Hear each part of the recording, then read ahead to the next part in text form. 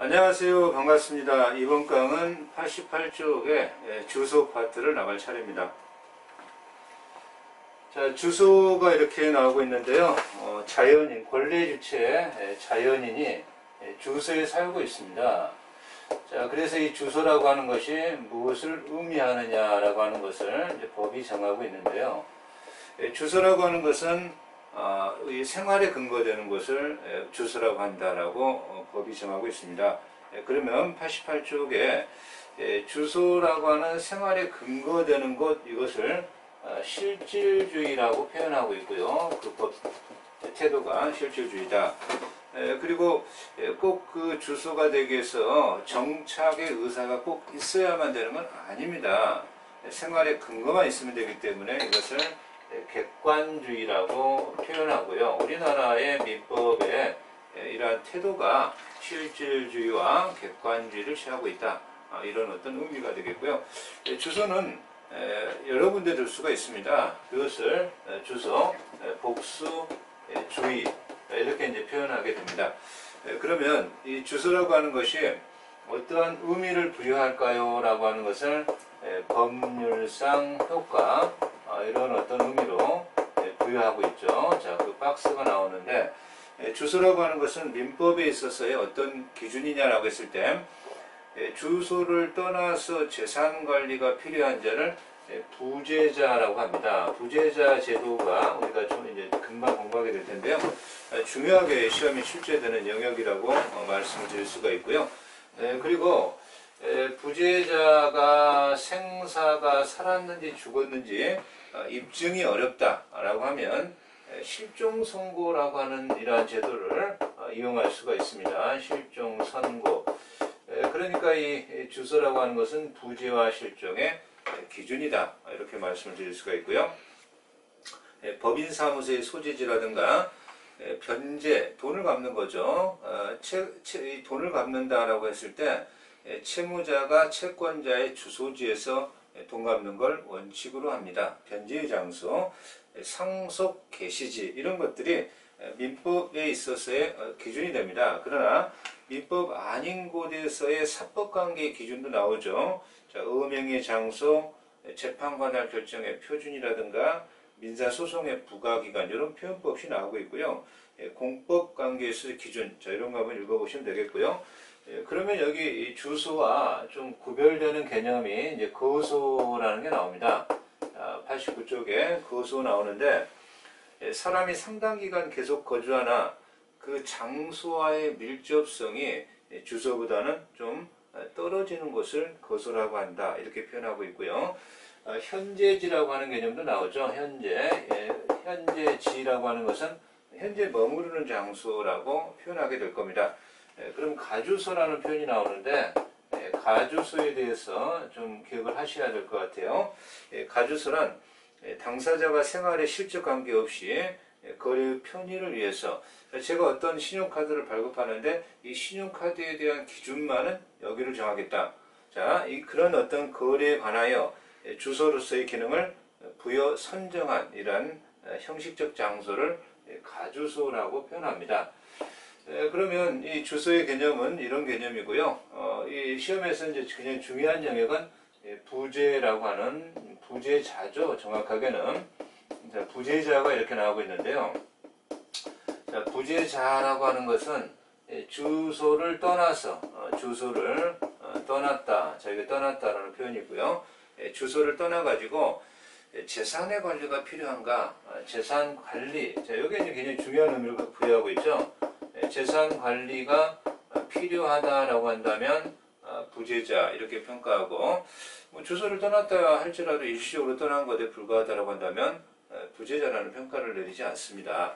그러면 주소를 떠나서 재산 관리가 필요하다라고 했을 때 이러한 재산 관리를 어떻게 할 것인가? 자, 이게 이제 해야 될 어떤 법전의 태도가 됩니다. 그래서 부재자가 이미 이 경우에 뭐 친권자라든가 법정 대리인이라든가 뭐 이런 자가 있다면 굳이 뭐 국가가 개입하지 할 필요가 없죠. 부재자가 자신이 주소를 떠나면서 재산관리가 미비할 것 같으니까 재산 관리는 선임을 했죠. 그러면 이 경우에 국가의 개입이라고 하는 개입 자체가 필요하지 않을 것이다. 이런 얘기입니다. 이미 존재하고 있는 거니까요. 그러나 부재자가 재산 관리가 필요한데 뭐 이 경우에 그 선임한 관리인도 없더라 라고 한다면 국가의 개입이 필요하지 않겠니라고, 자, 이 개입이 필요한 이쪽에 집중적으로 해서 법전이 구성을 두고 있습니다. 자, 이런 어떤 태도를 갖고 있고요. 89페이지 부재자의 재산관리 나오고 있는데, 부재자라고 하는 자는 생사가 살았는지 죽었는지 불명인 자는 아닙니다. 생사가 불명이면, 부재자가 생사가 불명이면 실종 선고를 이제 이용할 수가 있는 겁니다. 그래서 우리 교재에서도 맨 밑에 그런 말이 나와 있고요.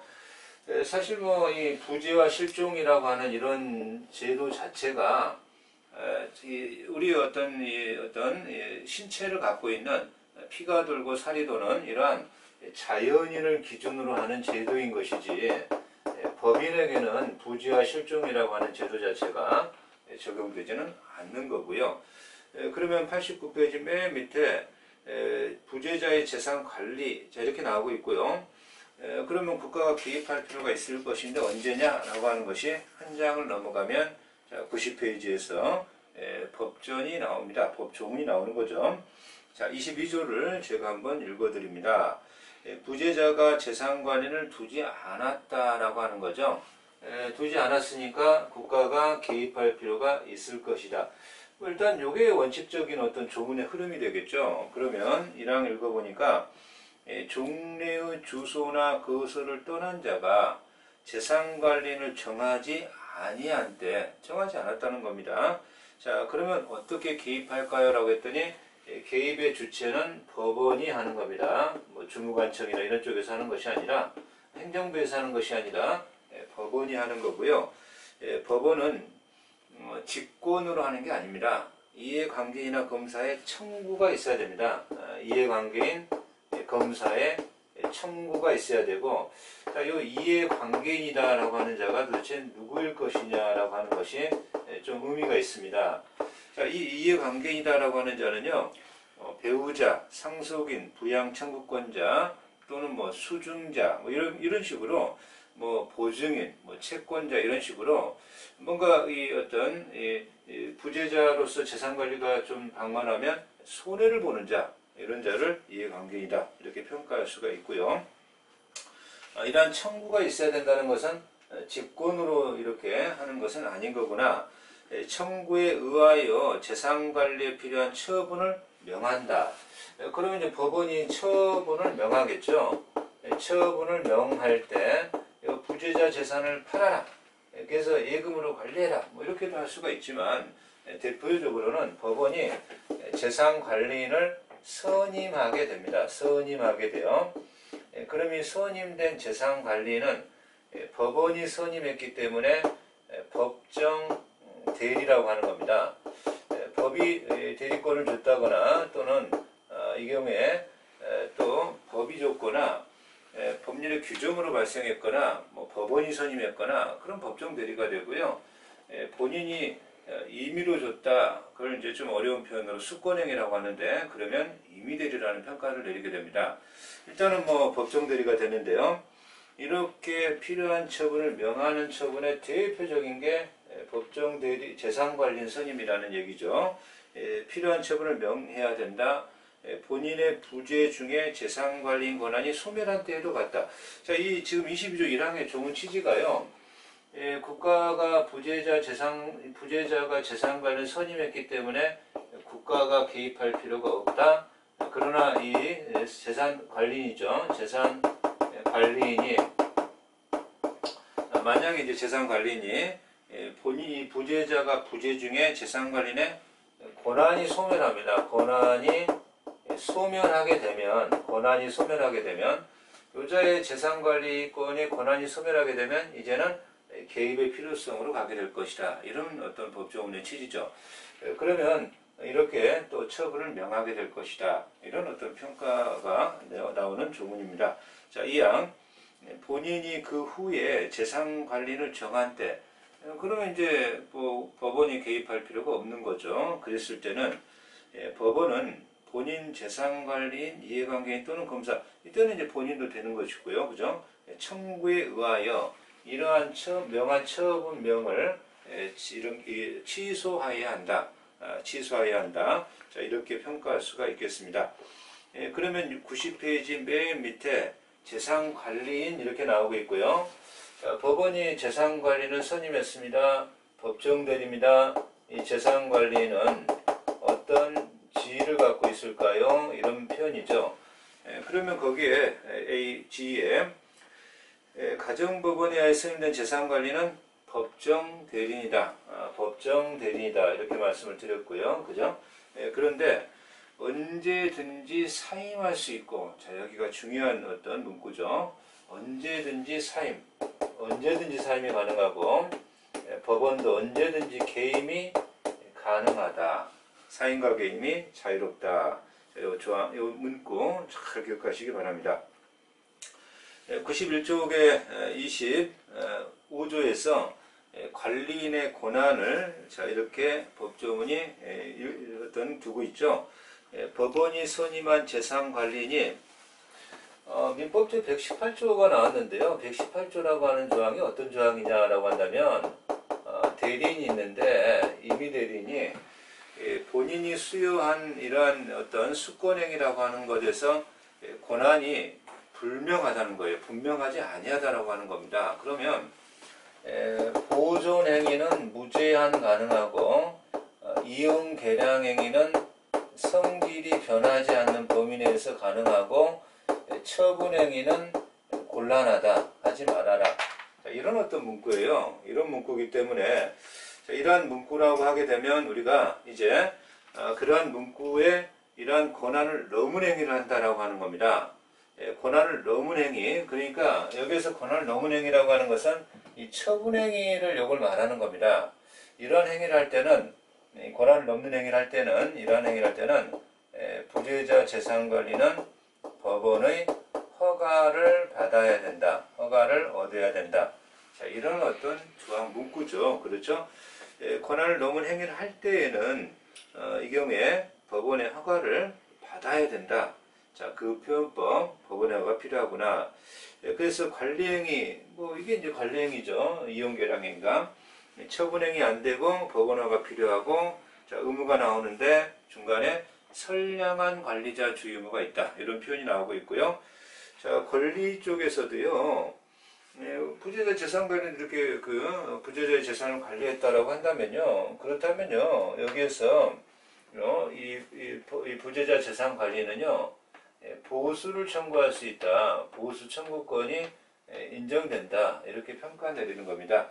그래서 권리 중에 부재자의 재산으로입니다. 법원의 재산으로 주는 게 아니죠. 국가 재산 주는 게 아닙니다. 자, 그래서 관리 종료가 나오는데요. 관리 종료에서 이 경우에 그 마지막에 뭐 본인이 스스로 뭐 관리할 수 있다거나 본인이 재산관을 선임했다거나 그랬을 때 언제 관리가 종료하느냐. 자, 이해관계인의 청구에 의하여 법원이 처분을 명한 것을 취소해야 부재자 재산의 관리인의 관리권이 종료가 된다. 이런 문구죠. 이런 문구가 되겠습니다. 그런데 부재자 재산 관리를 계속 해왔는데 이 경우에 이제 취소 결정이 내려진 거죠. 취소 결정 내려지면요. 소급해서 부재자의 재산 관리 권한이 소멸하게 되면요. 기존에 했던 행동들이 엉망이 돼버리죠. 그러니까 소급 취소라는 말을 썼지만 소급표는 있을 수가 없는 것이고 장래를 향해서 권한이 소멸할 것이다. 그래서 그 표현법 시 소급표가 없으므로 그간의 재산관리의 행위 효과는 유효, 그죠? 부재자 또는 상속인에게 미친다라는 표현법 시 소급표가 없다라는 표현법이고요. 자, 부재자가 재산관리를 두었다라고 하는 조문이 나옵니다. 92쪽이네요. 23점. 관리인의 개입 나옵니다. 부재자가 재산관리를 정한 경우에 부재자의 생사가 분명하지 아니한 때, 자, 부재자가요, 그죠? 부재자가 재산관리를 두었다. 재산 관리인을 선임했다. 그죠? 재산 관리인을 선임했다. 두었다가 이제 선임이거든요. 그럼 국가가 개입할 필요가 없죠. 그런데 국가가 개입할 필요는 없는데 이 본인의 생사가 분명하지 아니한 이자의 생사가 분명하지 않다는 거죠. 분명하지 않다. 분명하지 아니하다. 그러면 이때는 국가가 개입할 필요성이 있다라고 하는 겁니다. 그래서 분명하지 아니한 때는 이제 개입으로 가는 겁니다. 개입 안 하다가 이렇게 개입으로 가는 건데요. 법원은 재산관리인, 이해관계인 또는 검사의 청구에 의하여 재산관리를 개임할 수도 있고요. 개임할 수도 있고, 기존의 재산관리인을 그냥 재산관리인을 서 있는 재산관리인을 유지할 수도 있습니다. 유지. 자, 개임하든 유지하든, 개임하든 유지하든 이자가 부재자가 선임했으니까 임의대리인에서 유지된 경우에도 법정 대리인이 된다 이렇게 평가 내리게 되고요. 법정 대리인이 되었기 때문에 그렇다면 이 118조 권한을 넘는 행위를 할 때는 법원의 허가가 필요하다. 이제는 법원의 허가가 필요하다로 이렇게 성질이 좀 바뀌게 된다는 것을 좀 기억하셔야 됩니다. 자, 그게 92페이지 맨 밑에 유임한 경우, 그죠? 허가가 필요하다라고 하는 거기에 동그라미 치시고요. 자, 일단 뭐 이렇게 이제 부재자라고 하는 자가 존재하다가 그래서 이 부재자가 재산관리를 선임했으니까 그럼 국가가 개입할 필요가 없는 것이고, 그러나 이자의 생사가 뭐 권한이 종료한다, 소멸한다, 그러면 뭐 이렇게 이제 개입으로 가는 것이고, 또는 이 부재자의 이러한 생사가 분명하지 아니하다라고 한다면 개임하든 유임하든 유지나 유임이나 똑같습니다. 이랬을 때 여자가 유임된 경우에도 임의대리에서 법정 대리로 전환이 되는 것이다 라는 것을 잘 기억하시고, 그래서 처분 행위, 이 118조를 넘어선 행위에 법원의 허가가 필요하다. 자, 이렇게 기억하시면 되겠습니다. 실종 선고가 93쪽에 나오고 있습니다. 부재와 실종에서 실종 선고죠. 부재자도 시험에서 굉장히 중요한 제도이지만 실종 선고는 부재자의 제도보다도 더 아주 중요하게 출제되는 자연인의 파트에서 어떻게 보면 거의 출제 빈도가 굉장히 높은 그런 영역이라고 보실 수 있겠습니다. 자연인, 본래 주체가 주소에 살고 있는 거죠. 그런데 이자가 주소를 떠나서, 주소나 거소를 떠나서 당분간 돌아올 가능성이 없고 자기가 이제 떠났다 이런 표현이고요. 그래서 재산 관리가 필요하다라고 한다면 부재자 이렇게 평가하고, 이 부재자가 이제는 생사가 어느 한쪽이 살았는지 죽었는지 어느 한쪽도 분명합니다. 분명이 아니라 불명입니다. 불명. 그러면 이 자연인을 A라고 가정하고요. 자, A의 배우자가 B가 있고요. 뭐 자식이 C가 있다. 그죠? C가 있다라고 가정을 했을 때, 뭐 이제 아빠가 지금 뭐 낚시하러 간다라든가 그래서 어떻게든지 뭐 돌아오진 않는 거죠. 그랬을 때 한 6년 정도 안 돌아온다고 생각해 보자고요. 뭐 특별 실종은 기간이 1년이고 보통 실종은 기간이 5년이긴 한데 6년 동안 안 돌아오면 그 배우자라든가 자식들이 받는 고통은 굉장히 뭐 말로 표현할 수가 없겠죠. 뭐 생활비니 뭐니. 그럼 일단 당장 요 B녀 입장에서도 재원의 문제도 등장할 소지가 있는 것이고, 아버지의 부동산이 아파트가 두 채가 있다. 아파트 1, 아파트 두 채, 2가 있다라고 해서 이걸 어떻게 물려받아가지고 이 경우에 물려받는다라고 하는 건 상속의 의미인데요. 상속은 누가 살아있다라고 한다면 상속이 개시될 수가 없습니다. 죽어야만 상속이 개시되는 겁니다. 이걸 어떻게라도 물려받아서 생활이라도 하게 하고 부동산 처분도 문제가 될 것 같은데 그러지 못한다는 겁니다. 그러니까 이 경우에 뭐 상속이나 이런 측면에서 뭐 재혼이나 이런 측면에서 굉장히 답답한 상황이 흘러갑니다. 이게 뭐 10년, 뭐 20년 흘러간다는 건 생각할 수가 없는 거죠. 그러니까 이것을 일단은 정리를 해주자. 그래서 법원의 일정한 요건하에 선고를 하고 실종 선고겠죠, 물론. 그렇게 실종 선고가 떨어지게 되면 일단 요건이 충족이 돼야 됩니다. 법은 요건이 충족됐다는 전제 조건하에 실종 선고를 하고 사망으로 일단 간주하고, 그렇다고 이 실종 선고 자체가 이 자연인의 A라는 사람의 권리 능력을 박탈하는 제도는 아니고요. 박탈하는 제도는 아니고 좀 정지적 개념으로 보시면 될 겁니다. 실종 선고는 자연인의 권력을 박탈하는 제도다라고 하면 틀리게 되고요. 좀 정지적 개념인데요. 그런 제도를 이용해서 뭐 상속이나 재혼이나 이런 것들을 좀 어느 정도 풀어주는, 사망으로 추정하는 제도가 아니라 사망으로 본다, 사망으로 간주하는 제도입니다. 추정이 아니고요. 자, 그래서 그런 제도를 우리가 지금 공부하러 들어가고 있고요. 우리 교재 93쪽에서도 이러한 실종 선고라고 하는 제도 자체가 공법적 관계에 대하여 건드리는 제도가 아닙니다. 뭐 공법에서 실종 선고를, 사법에서 실종 선고를 받았으니까 사망 간주된다면 그래서 선고권이 없어, 선고권이 박탈돼, 이런 제도가 아니라는 겁니다. 공법의 논리는 공법대로 흘러가는 것이고요. 실종 선고는 사법적 법률 관계를 확정한다 라는 표현법 없이 나오고 있는데요. 그러면 이제 한 장을 넘어가 보시면 94쪽에 실종 선고의 요건, 그죠? 자, 요건이 나오고 있습니다. 이런 요건이 충족되어야 실종 선고를 할 수 있다. 그렇게 이제 표현하시면 되는 것이고요. 조문을 읽어보니까 27조 1항 부재자의 생사가, 일단 이 실종 선고가 떨어지려면 요건이 첫째 부재자여야 한다. 그죠? 부재자여야 한다. 부재자가 생사가 5년입니다. 5년. 5년은 일반 실종입니다. 일반 실종. 특별 실종은 1년입니다. 5년간 분명하지 아니하다. 자, 여기서 이제 더 나간 거죠. 생사 불명이죠. 분명하지 아니하다라는 말은 불명하다. 뭐 이런 표현입니다. 그러면 주체는 이제 법원이죠. 주체는 법원인데 이해관계인 검사의 청구입니다.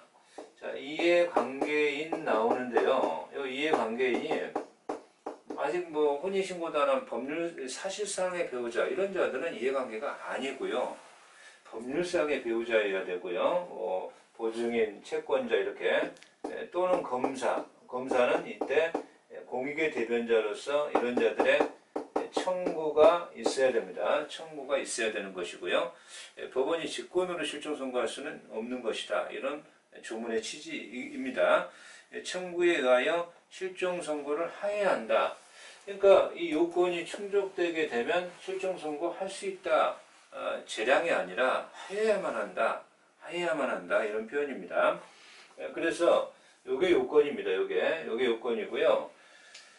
우리가 이제 그 A라는 사람이 자연인이 사망을 했을 때, 사람이 사망했을 때, 자, 여기에 판례가 하나가 있는데 1순위 상속인, 그리고 2순위 상속인, 이거 뭐 친족 상속법이죠. 3순위, 4순위 상속인이 있습니다.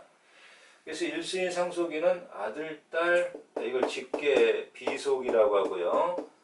직계 비속과 배우자가 공동상속 1순위입니다.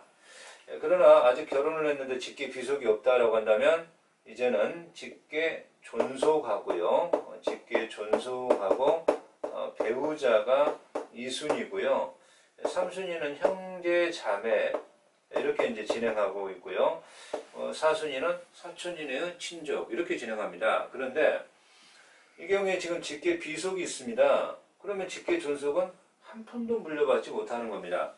직계 비속이 있다면 직계 존속은 이해관계인이 될 수가 없어요. 따라서 선순위 상속인이 있다면, 자, 상속인이 있다면 후순위 상속인은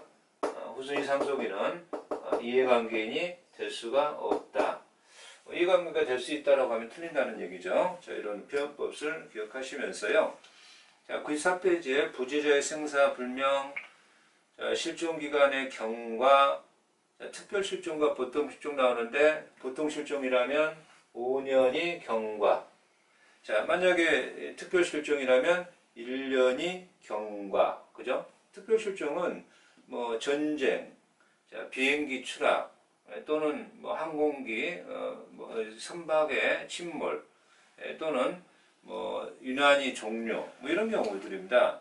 이런 경우들이 특별 실종이고요. 청구가 있고, 그러면 뭐 A라는 사람이 낚시하러 갔는데 보통 실종을 가정하든가, 그래서 이제 요 시점이 최후의 뭐 소식 시점이라고 가정합시다. 최후의 소식이 있었던 시점이고요. 그런데 지금 낚시하러 떠난다 그래서 지금 5년 동안 안 돌아오는 거죠. 5년 동안 안 돌아옵니다. 5년, 그죠? 그러면 지금 이 사람이 부재자였죠. 부재자였고요. 자, 일정 기간 5년 동안이나 생사가 불명했던 거죠. 그래서 5년이 경과되니까 5년이 경과한 이 시점을 실종 기간이 만료되었다. 이렇게 평가드립니다. 실종 기간이 만료되었다. 그럼 이제 뭐 한 5년, 한 1년 정도 더 흐르니까 너무나 답답한 거죠. 일단은 뭔가를 정리할 필요성이 있다라고 해서 실종 선고를 이해관계인 또는 검사가 청구를 하겠죠. 청구를 하게 될 겁니다. 그러면 법원이 6개월 이상의 공시최고를 합니다.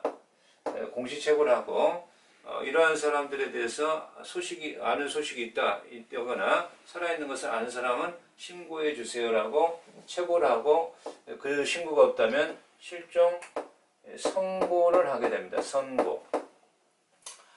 자, 이 선고는 이제 실종 선고가 되겠죠. 실종 선고가 됩니다. 그러면 이 경우에 실종 선고가 떨어졌을 때 선고 시점으로부터 사망으로 간주할 거냐, 입법례가 여러 가지가 있을 수 있습니다만, 자, 우리 민법은 이 경우에 실종 선고가 떨어지면은 실종기간 만료 시점으로 소급해서, 그죠?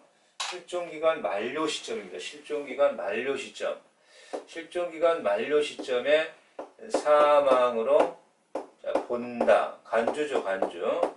그러나 권리력을 박탈하는 제도도 아니고 공법에 있어서 권리력은 건드리지 않는 것이고요. 그리고 만약에라도 이 A가 뭐 보드를 타고 어디에 살아 있었다. 사실은 뭐 인천에서 낚시 갔다가 저 거제도에 뭐 난파당해서 살아 있었다. 그러한 어떤 신주소 이런 것에서의 법률 관계를 건드리지도 않겠다라는 겁니다. 일단은 종래의 주소를 중심으로, 인천이라고 하는 종래의 주소를 중심으로 사망으로 간주해서 이러한 상속이나 뭐 재혼의 문제를 좀 정리하는 게 바람직하지 않겠느냐, 그런 제도라는 겁니다. 실종 선고 제도가. 그래서 선고가 떨어지면 실종기간 만료시, 청구시도 아니고요. 자, 만료시의 사망으로 간주된다는 조문이 나옵니다. 95쪽에 28조, 실종 선고를 받은 자는 전조의 기간이 뭐냐? 전조의 기간이 실종기간 만료 기간입니다. 그래서 실종기간이 만료한 때에 사망한 것으로 추정이 아니라 본다. 간주제도라는 것을 반드시 기억하시고요. 사망으로 보는 시기 만료시. 자, 니은번 중간쯤에 사망의 효과가 생기는 범위, 사법적 법률관계, 종래의 주소, 새로운 주소라든가 이런 것을 건드리는 것이 아니고, 자, 실종 선고와 생존 추정, 이건 뭐냐면 실종기간 선고가 떨어지기 전까지는 만료 시점까지 살아있는 것으로 추정된다. 그런 표현입니다. 선고가 떨어지면 뭐 추정하는 제도라는 그런 제도의 의미가 아니라요. 그런데 이제 실종자가 이제는 살아 있었다거나 아니면은 뭔가 어느 시점에서 살아 있었기 때문에 사망을 했을지라도 그 시점에 따라서 살아있다면 얘기가 전혀 달라지겠지만 상속의 분배목도 달라질 소지가 있고요. 만약에 살아있어서 이제 생활을 했다라고 한다면 여기가 이제 좀 심각하게 돌아가죠. 그런 제도 자체가 실종 선고의 취소. 자, 이 선고를 만약에 A가 인천인데 거제도에서 살아있다가 어느 순간 다시 이제 인천으로 생환을 했다, 돌아왔다 이 말이에요. 그래도 법적으로는 사망으로 간주되기 때문에 살아 돌아와서의 법률관계를 맺을 수는 있지만 기존의 법률관계를 되돌릴 수는 없어요. 살아왔다라고 하는 것은 이제는 뭔가 반증이라고 할 수 있습니다. 반증, 반대되는 증거인데요. 이 간주력은 반증만으로 깨버릴 수가 없습니다. 번복이 안 되는 겁니다. 여전히 그 종래 주소에서는 사망으로 간주되니까 아파트 1은 엄마가 물려받고 아파트 2는 자식이 물려받았다. 자, 다시 그림을 공개 보니까요. 엄마가 아파트 1 물려받고 그 다음에 아들 C가 아파트 2를 물려받았다라고 할지라도 실종 선고를 취소해야만 아파트 돌려줘라 이렇게 할 수가 있는 것이지, 실종 선고를 취소하기 전까지는 어차피 이 사망의 종래 주소에서는 사망 간주력이 미치고 있기 때문에 재산을 돌려받을 필요는 없다라는 겁니다. 그래서 이 사람이 그죠? 실종 선고를 청구할 때에는 이해관계인 검사입니다. 그러나 이 실종 선고를 취소해 주세요, 선고를 취소해 주세요라고 할 때는 본인도 청구권자입니다. 이때는 실종 선고의 청구권자는 본인이 될 수가 없죠, 개념적으로. 그러나 취소할 때는 본인 이해관계인 검사의 청구에 의하여, 이때는 다시 공시최고를 하지 않습니다. 청구에 의하여 취소할 때는 공시최고 절차가 필요하지 않다라는 겁니다. 본인도 된다는 거, 공시최고 필요 없다는 거. 그러면 실종 선고가 취소되게 되면요, 소급해서 살아있는 겁니다. 소급해서 권력이 이제 회복되는 거죠. 그런데 지금 이렇게 부동산 물려받고 하니까 다 돌려줘야죠. 좀 저기 한다면 토해내야죠. 그러면 이 돌려줘야 되는, 그 토해내야 되는 범인은 어떻게 되고 이미 이 아들이 C가 D에게 처분했는데, 이런 이해관계인이 등장했을 때 이런 이해관계인도 그러면 소유권 이전 등기까지 쳤는데, 그러면 이 이해관계인이 부동산을 말소등기하고 A에게 반환을 해야 되는 것인지, 이런 어떤 법률관계가 좀 꼬이게 됩니다. 왜냐하면 실종 선고 취소가 소급표가 있기 때문에 그렇습니다. 소급표가 있기 때문에. 소급해도 살아있었는데 그러면 뭔가 이렇게 상속이 이루어진 거니까, 그것을 뒤집으려고 할 때는 이제는 이런 범위에서 이렇게 하라 라고 하는 조문이 95조 민법 제29조이고요. 그래서 29조는 굉장히 중요한 조문이죠. 자, 1항 실종자의 생존한 사실 또는 전조의 규정과 상이한 때 사망한 사실의 증명이 있다면, 법원은, 자 여기 본인 중요하죠. 이해관계인 또는 검사의 청구에 의해 실종 선고를 취소해야 한다. 할 수 있다가 아니고요. 그러나 실종 선고 후 취소 전에, 자 실종 선고입니다. 실종 선고 후 취소 전, 요 사이죠. 요 조문의 취지가 선고 후 취소 전에 선의로 한 행위의 효력에는 영향을 미치지 않는다. 그래서 이건 쌍방선입니다. 자, 요 아들도, 물려받은 아들도 선이고, 아빠가 살아있는지 몰랐고, 이쪽도 선이라면 쌍방선의를 요구하고 영향을 미치지 않는다. 이 부동산은 D 거예요. D 거. 자, 영향을 미치지 않는다라는 영향을, 취소로서 영향을 미치지 않는다라는 요 표현법. 요 표현법은 쌍방선의일 때 요 거래를 보호하겠다. 이 법조문의 취지고요. 그런데 이항 실종 선고의 취소가 있을 때 실종의 선고를 직접 원인으로, 자, 이렇게 상속자들은 직접 원인이에요. 이분들은 직접 원인으로 재산을 물려받은 자입니다. 자, 이자는 직접 원인이 아니에요. 이해관계인이고요. 이 B하고 C를 말하는 겁니다.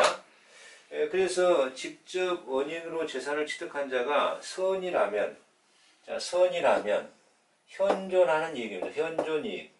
현존이익은요, 예금으로 갖고 있다, 현존한 겁니다. 다른 부동산을 샀다, 현존하는 겁니다. 근데 사치비로 써버렸어요. 유흥비로 써버렸어요. 그러면 유흥비는 현존이 아닙니다. 선이라면 현존 이익만 반환하고, 악이라면, B년은 악이라면 전부를 반환해야 됐기 때문에 유흥비로 쓴 거라도 반환해라. 자, 이렇게 법조문이 정리를 해주겠다라는 거죠. 그래서 법의 본질은 이렇게 뭔가의 혼선이 있을 때 그것을 결단을 맺어서 정리해 주는 것이 법의 본질입니다. 자, 그래서 악인 경우에는 그 받은 이익에 이자를 붙여서 반환하고, 손해가 있다면 손해까지 배상해라. 자, 그래서 이 조문의 취지를 잘 기억하시면 실종선고를 잘 이해하실 것 같고요. 자, 한 장 넘어가서 실종선고 취소의 요건, 취소의 절차, 효과. 자, 그 효과의 조문의 취지를 다시 서술했고요. 또 최근에 실종선고 부재자도 한 문제, 실종선고도 한 문제가 꼭 나오는 영역으로 보시면 될 것 같습니다. 자, 이번 강은 그러면 여기서 마치겠습니다. 수고하셨습니다.